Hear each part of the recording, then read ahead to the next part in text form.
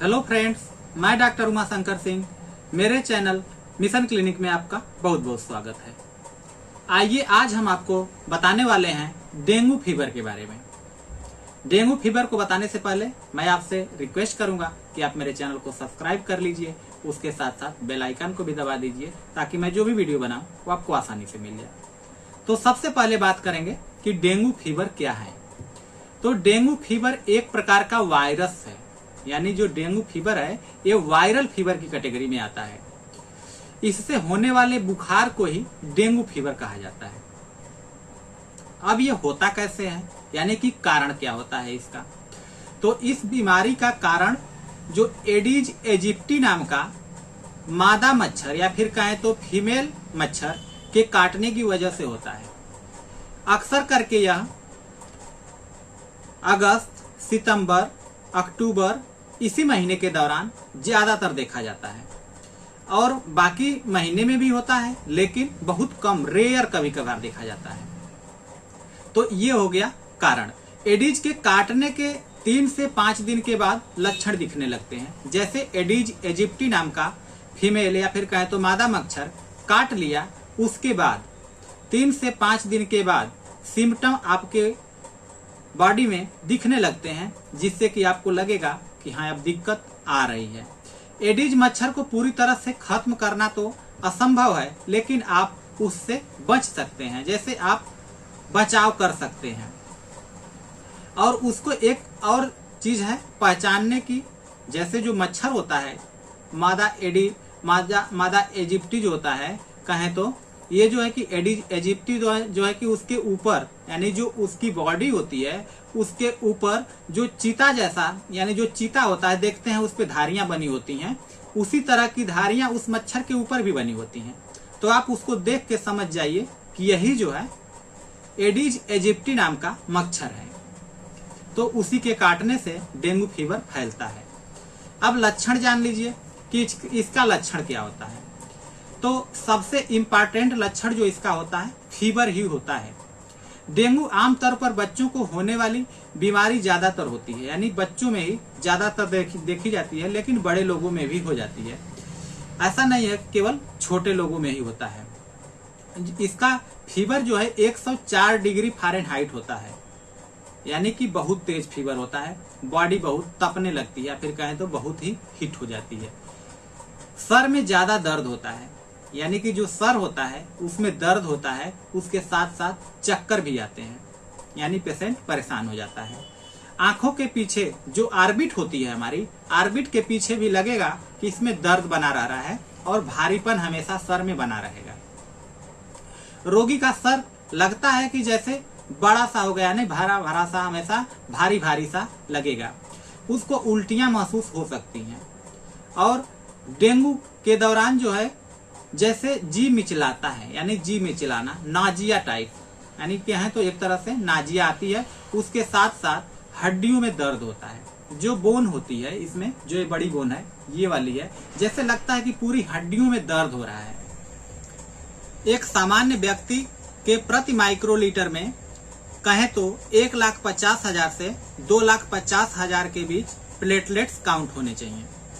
जबकि डेंगू से पीड़ित व्यक्ति में 80 से 90% लोगों में ऐसा देखा जाता है कि यह प्लेटलेट्स 1 लाख से नीचे आ जाता है। जब 1 लाख से नीचे आ जाता है तो उनको थोड़ी दिक्कत महसूस या फिर कहें तो असहजता महसूस होती है। अगर यही कुछ ऐसा देखा जाता है कि 10 से 20% लोगों में ये प्लेटलेट्स 20,000 काउंट से नीचे आ जाता है। जब यह प्लेटलेट्स 20,000 काउंट से नीचे आता है तो उसमें गंभीर परिणाम देखने को मिलता है, या फिर कहें तो ज्यादा वीकनेस देखने को मिलती है। पेशेंट ठीक से चल नहीं सकता, उसको ज्यादा तकलीफ का सामना करना पड़ता है। मच्छरों के काटने से होने वाली डेंगू बीमारी एक विशेष वायरस की वजह से होती है। इस वायरस का नाम ही डेंगू है, इसीलिए बीमारी को भी डेंगू कहा जाता है। इसमें बुखार आ जाता है, जिसमें गर्दन व हड्डियों में बेहद दर्द होता है। इसीलिए इसे हड्डी तोड़ बुखार भी कहते हैं, या फिर गर्दन तोड़ बुखार भी कहते हैं इसी वजह से। तो इसके लिए सबसे बेस्ट दवा है यूपैटोरियम परफोलिएटम। हड्डियों में बहुत अधिक दर्द हो, जैसे हड्डियों में लगे कि फट रही है हड्डियां हमारी, और उसके साथ साथ ठंड लगे, पीठ व हाथ तथा पैरों में दर्द हो तो ये बहुत बेहतर दवा मानी जाती है। पित्त विकार हो, उल्टी हो, दस्त हो तो यूपेटोरियम परफोलिएटम आपको देना होगा। दूसरी दवा है, ये देखिए, मांसपेशियों में अत्यधिक दर्द, सुस्ती, ऊँघना या नींद सी आई रहना, चुपचाप लेटे रहने की इच्छा हो तो आपको जैल्सीमियम 30 पावर में 2-2 बूंद 2 से 3 बार देना होगा। या फिर इसको अगर ज़्यादा दिक्कत है तो आप 4-5 बार या फिर कहें तो 1-1 घंटे पे रिपीट भी कर सकते हैं। आँख व चेहरा पर लालिमा हो, जैसे आँख एकदम लाल हो गई हो, सिर दर्द हो व बुखार हो, कमर में भी दर्द हो तो आपको बेलाडोना देना होगा। इसको 30 पावर में 2-2 बूंद सुबह, दोपहर, शाम या फिर 4 से 5 बार भी ले सकते हैं। शरीर दर्द, बेचैनी, हिलने डुलने से आराम मिले तो आपको रास्टाक्स लेना होगा। इसको भी 30 पावर में 2-2 बूंद सुबह, दोपहर, शाम या फिर आप कहें तो 4 से 5 बार भी ले सकते हैं अगर ज़्यादा दिक्कत है तो।